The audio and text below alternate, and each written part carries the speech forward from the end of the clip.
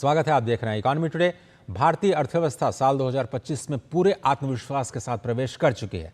वैश्विक अनिश्चितता के बीच भारतीय अर्थव्यवस्था में मजबूती बरकरार है। आरबीआई की ताजा वित्तीय स्थिरता रिपोर्ट में कहा गया कि घरेलू वित्तीय व्यवस्था में मजबूती बनी हुई है, बैंकों का मुनाफा बढ़ा है, एनपीए में कमी आई है और रिटर्न एक दशक के उच्चतम स्तर पर है। आइए देखते हैं ये स्पेशल रिपोर्ट।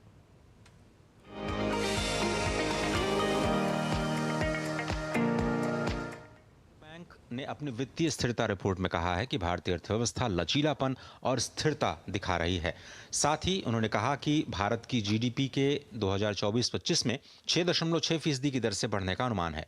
रिपोर्ट में कहा गया है कि देश की जीडीपी को ग्रामीण खपत में सुधार, सरकारी खपत और निवेश में तेजी और मजबूत सेवा निर्यात से मदद मिलेगी। आरबीआई ने वित्तीय स्थिरता रिपोर्ट में कहा कि 2024-25 की पहली छमाही के दौरान वास्तविक जीडीपी वृद्धि दर 2023-24 की पहली और दूसरी छमाही के दौरान 8.2 और 8.1% की वृद्धि से घटकर अब 6% पर आ चुकी है। आरबीआई ने कहा कि इस हालिया मंदी के बावजूद संरचनात्मक विकास के स्तंभों की मजबूती बरकरार है। आरबीआई गवर्नर संजय मल्होत्रा ने कहा, वैश्विक मैक्रो फाइनेंशियल सेक्टर में अनिश्चितताओं के बावजूद संभावना है कि 2024-25 की पहली छमाही में आर्थिक गतिविधियों की गति में नरमी के बाद भारतीय अर्थव्यवस्था में सुधार की उम्मीद है।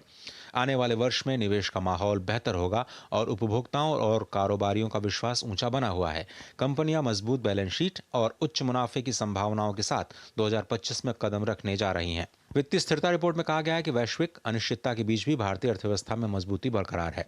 साथ ही घरेलू वित्तीय व्यवस्था में मजबूती, बैंकों और कंपनियों की बैलेंस शीट भी मजबूत है। एसेट क्वालिटी में सुधार, कंपनियों की आमदनी में बढ़ोतरी और कैपिटल बफर भी कंपनियों के पास मौजूद है। इस बीच बैंकों का मुनाफा भी बढ़ा है और एनपीए में कमी आई है। रिटर्न भी एक दशक के उच्चतम स्तर पर है। लेकिन इस रिपोर्ट में कहा गया है कि इक्विटी वैल्यूएशन, कुछ माइक्रो फाइनेंस कंपनियों और कंज्यूमर क्रेडिट सेगमेंट पर निगाह रखनी होगी। बीमा कंपनियों का सॉल्वेंसी रेशियो भी न्यूनतम सीमा से ऊपर आरामदायक स्थिति में है। 95% मानते हैं कि घरेलू वित्तीय व्यवस्था पर वैश्विक स्थितियों का मध्यम असर ही होगा। साथ ही क्रॉस बॉर्डर पेमेंट सिस्टम और फाइनेंशियल इंटरमीडियरीज पर भी नकेल कसी जा सकती है। आरबीआई का मानना है कि साइबर मजबूती, फ्रॉड को रोकने और उपभोक्ता संरक्षण पर फोकस रहने जा रहा है। रिपोर्ट में महंगाई को लेकर कहा गया है कि आगे चलकर बम्पर खरीफ फसल और रबी फसल की संभावनाओं के प्रभाव की वजह से खाद्यान्न की कीमतों में नरमी आने की उम्मीद है। हालांकि भू राजनीतिक संघर्ष, ग्लोबल सप्लाई चेन और कमोडिटीज की कीमतों पर दबाव डाल सकते हैं। Ajay Mishra, DD news, Delhi. और इकॉनमी टुडे में आज मेरे साथ जुड़ रहे हैं डॉक्टर अनिल कुमार, जो कि प्रोफेसर हैं वाणिज्य विभाग, दिल्ली स्कूल ऑफ इकोनॉमिक्स के। प्रोफेसर, बहुत बहुत शुक्रिया इस कार्यक्रम में शामिल होने के लिए। नववर्ष की बहुत बहुत शुभकामनाएं।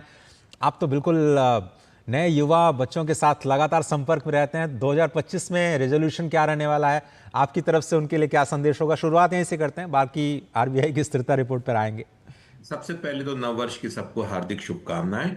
और नए साल में मेरे को लगता है एक नया जोश और विश्वास के साथ हमारा युवा वर्ग आगे बढ़ रहा है, क्योंकि हमारे माननीय प्रधानमंत्री जी ने 2047 में जो विकास में एक विकसित देश बनाने का लक्ष्य रखा है, मेरे को लगा है कि सब जगह, सब कॉलेजेस में, यूनिवर्सिटीज में हमारे युवा वर्ग, हमारे छात्र जोर शोर से, जोश से उन प्रोग्राम में, उन कार्यक्रम में भाग ले रहे हैं कि उनकी भूमिका विकास में, देश को विकसित बनाने में क्या हो सकती है। और जी, आज ये आरबीआई की रिपोर्ट में बिल्कुल साफ आया है, कल जो रिपोर्ट आई, कि हमारी जो वित्तीय संरचना है वो बहुत मजबूत है। पिछली छमाही में भले ही हम थोड़ी सी कमजोरी रही, थोड़ी सी मंदी रही, लेकिन देखिए कि जब भी विकास होता है वो एक स्टेडी दर से बिल्कुल ऊपर नहीं होता है। उसमें थोड़े बहुत जंक्स, टेम्परेरी डाउनफॉल, फिर जाके अप ऐसे करके आता है। और पिछली छमाही हमारी ऐसी रही जिसमें इलेक्शंस भी हुए और काफी तमाम तरह की वैश्विक अनिश्चित अनिश्चित अनिश्चितताएं, कॉन्फ्लिक्ट्स, ग्लोबल कॉन्फ्लिक्ट्स वो सब रहे। उसके चलते भी आज हम बहुत अच्छी मजबूत स्थिति में खड़े हैं और 2025 का आज हम गर्म जोशी से स्वागत करते हैं। जी, आपने कहा 2025 का स्वागत करते हैं, लेकिन अगर सर, आपने बिल्कुल सही कहा कि पिछले 3 सालों का अगर हम औसत देखें, क्योंकि शॉर्ट टर्म में अगर आप इन आंकड़ों पर नज़र डालते हैं तो वो डेटा पूरी कहानी नहीं बताते हैं, क्योंकि लैग के साथ पूरे डेटा आते हैं, बाद में उनमें सुधार भी होता है। 3 सालों का औसत देखें तो 8% प्लस है। ऐसी कोई भी अर्थव्यवस्था पूरी दुनिया में दिखाई नहीं दे रही है। भारतीय अर्थव्यवस्था के लिए टॉप प्रायोरिटीज क्या हो सकती हैं 2025 के, सर, आपके हिसाब से?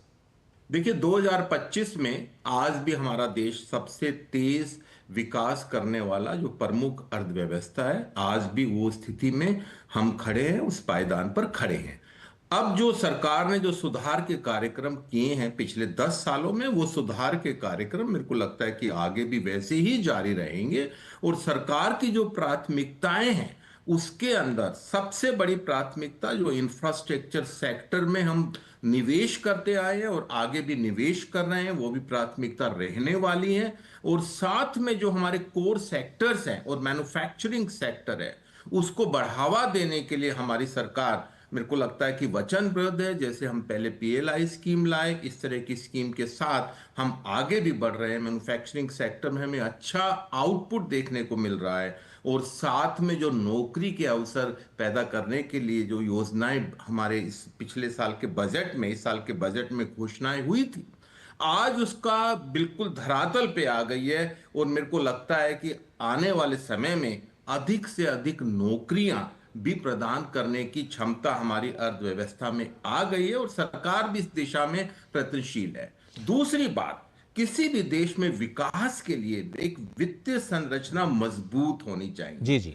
और ये फाइनेंशियल स्टेबिलिटी रिपोर्ट में बिल्कुल क्लियर है और हमें नजर भी आता है। आज अगर हम बैंक के प्रॉफिट्स की बात करें, कैपिटल एडिक्वेसी की बात करें, लिक्विडिटी की बात करें, और जो हम कहते हैं एसेट की क्वालिटी, जिसको हम एनपीए से नापते हैं, अगर उसकी बात करें, पिछले 13 साल में न्यूनतम स्तर पर कभी हम सोच भी नहीं सकते थे कि 10% हम एनपीए से लाकर 2% के जी आसपास ले जी। आएंगे। बिल्कुल। आज हमारी जो वित्तीय संस्थाएं हैं, चाहे वो बैंक्स हो या नॉन बैंकिंग फाइनेंशियल इंस्टीट्यूशंस हो या इंश्योरेंस कंपनी हो, उनकी बैलेंस शीट और उनकी लिक्विडिटी पोजीशन सब बहुत मजबूत है। और हमारे रेगुलेटर्स जो सुधार हर बार करते रहते हैं, उसके अंदर बिल्कुल वो साथ में उनको उसके अंदर जी काम जी। निरंतर तो जारी है साहब, आज। लेकिन कुछ चुनौतियां भी हैं जिसका जिक्र इस वित्तीय स्थिरता रिपोर्ट में किया गया है। इक्विटी वैल्यूएशन स्ट्रेच्ड हैं। कुछ माइक्रो फाइनेंस कंपनीज हैं जहां पर दबाव दिखाई दे रहा है। यह भी कहा जा रहा है कि जो कुछ इंटरमीडियरीज हैं, नॉन बैंकिंग फाइनेंशियल इंटरमीडियरीज हैं, उन पर कुछ निगाह रखनी होगी। आरबीआई ऐसी कौन सी चुनौतियां हैं जिनकी तरफ संकेत कर रहा है? देखिए ये चुनौतियां बनी हुई है, खासकर माइक्रो फाइनेंस इंस्टीट्यूशंस की तरफ से। तो मेरे को लगता है कि आने वाले दिनों में आरबीआई भी इसमें कार्यशील है और बहुत अधिक सुधार की इसमें गुंजाइश है। और मेरे को लगता है कि उचित समय पर ये सुधार व्यवस्था भी लागू हो जाएगी। लेकिन अगर हम दूसरी चुनौतियों की बात करें, तो आज भी जियो पॉलिटिकल टेंशंस बनी हुई है, अनिश्चितताओं का दौर बना हुआ है, ट्रेड रेस्ट्रिक्शंस कभी भी हो सकती है, और साथ में सप्लाई चेन डिसरप्शन, जिससे हम पिछले 4-5 सालों से, कोविड के बाद फिर ये जियोपॉलिटिकल टेंशन शुरू हुई, और साथ में क्लाइमेट चेंज एक बहुत बड़ा हमारे सामने रिस्क है, और उसमें हमें अधिक से अधिक इन्वेस्ट करने की जरूरत है। और आरबीआई रिपोर्ट में अभी साइबर सिक्योरिटी के बारे में जी भी जी। बताया गया कि उसके अंदर भी हमें निवेश करना है और सचेत रहकर काम करना है, जिससे हम लोग उसके एक विक्टिम ना बन जाएं साइबर फ्रॉड्स के, और साइबर के जितने आजकल जो अटैक्स हो रहे हैं जी। उन सब तमाम चीजों के। हाँ। प्रोफेसर साहब, लेकिन एक चीज़ थोड़ा सा समझाइए। जो इस रिपोर्ट में ये कहा गया है कि कुछ पर्सनल लोन के सेगमेंट्स हैं जहां पर आरबीआई को लगता है कि ग्रोथ थोड़ी ज़्यादा हुई है। अगली छमाही, मतलब पहले छमाही में हमने ग्रोथ उतना अच्छा नहीं किया, इसका मतलब ग्रोथ को सपोर्ट करना भी एक प्राथमिकता होगी। ऐसे में इसको कैसे बैलेंस कर पाएगा आरबीआई? ग्रोथ को भी सपोर्ट करना और वनरेबल सेगमेंट्स को भी ध्यान में रखना कि कुछ परेशानी का सामना न करना पड़े। देखिए इसमें आरबीआई ने अपने निर्देशों के माध्यम से, हम इसको कहते हैं मल्टी प्रोंग स्ट्रेटेजी अपनाई है। सबसे पहले मैं आपको बता दूं कि अभी तक जो हमारे कॉमर्शियल बैंक्स हैं, चाहे वो प्राइवेट सेक्टर में हो जी सरकारी बैंक हो, एक ग्राहक केंद्रित सेवाएं, आधुनिक तकनीक का ज्यादा से ज्यादा इस्तेमाल। आज हम देखते हैं कि काफी हमारे बैंक्स डिजिटल भी हो गए हैं और साथ में वो ग्राहकों से लगातार संपर्क बनाए हुए हैं। जैसे हम कुछ पैसा विड्रॉ करते हैं, जैसा हम पैसा जमा करते हैं, उसी वक्त फौरन हमारे पास एसएमएस से अलर्ट आ जाता है।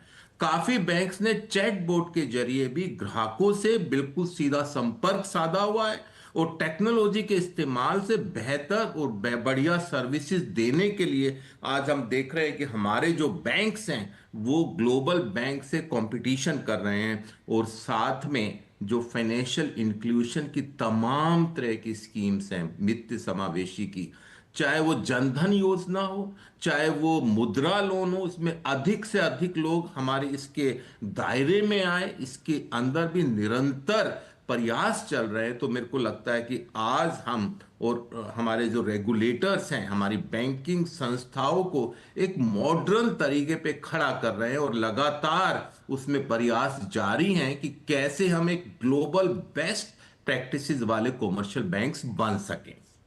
फाइनली जल्दी से अगर हम आपसे समझना चाहें प्रोफेसर साहब, क्योंकि बजट अब एक बड़ा इकोनॉमिक इवेंट है जो कि हम सभी लोग प्रतीक्षा कर रहे हैं उसकी, तीन चार जो मुख्य फोकस अगर आप एक मिनट में समझा पाएं कि वित्त मंत्री प्रधानमंत्री का क्या हो सकता है बजट 2025 में।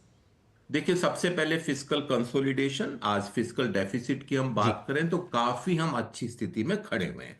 मतलब सरकार को प्रूडेंस दिखानी है एक्सपेंडिचर में, वो सरकार कर भी रही है। जी जी। और साथ में जो टैक्सेस कितने बढ़िया तरीके से हम इकट्ठे कर सकते हैं उसमें भी हम देख रहे हैं कि चाहे वो डायरेक्ट टैक्स हो चाहे जीएसटी हो, उसकी कलेक्शंस में हर महीने बहुत अच्छा सुधार आ रहा है। और जो इंफ्रास्ट्रक्चर पे सरकार का पिछले 5 सालों पे जोर रहा है और उसके साथ पूंजीगत निवेश में जो जोड़ रहा जी है, मेरे को लगता है वो भी जारी रहेगा। और आने वाले बजट में मेरे को उम्मीद है कि जो विकास के साथ साथ सरकार का और अधिक जोर एम्प्लॉयमेंट जनरेशन की तरफ रहने वाला है। क्योंकि हमारे प्रधानमंत्री जी कई बार कह चुके हैं कि हमें हमारे लिए चार जो वर्ग हैं, जिसमें किसान हो गए और हमारे युवा हो गए और महिलाएं हो गई, उनके ऊपर और एक गरीब है उन तबके के ऊपर जोर देने की जरूरत है। तो आने वाला बजट भी मेरे को लगता है इन चार तबकों को ध्यान में रखते हुए और साथ में हमारी विकास दर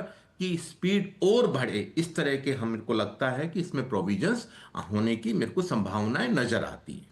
प्रोफेसर साहब, साल के पहले दिन आप इस प्रोग्राम में शामिल हुए, आपने अपनी राय रखी, बहुत बहुत धन्यवाद आपका जुड़ने के लिए। और हम लगातार आपसे संपर्क में रहेंगे बजट के प्रोग्राम्स के लिए। फिलहाल शुक्रिया आपका।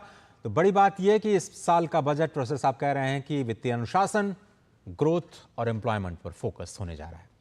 और अब नजर डालते हैं कारोबार जगत से जुड़ी अहम खबरों पर फटाफट अंदाज में।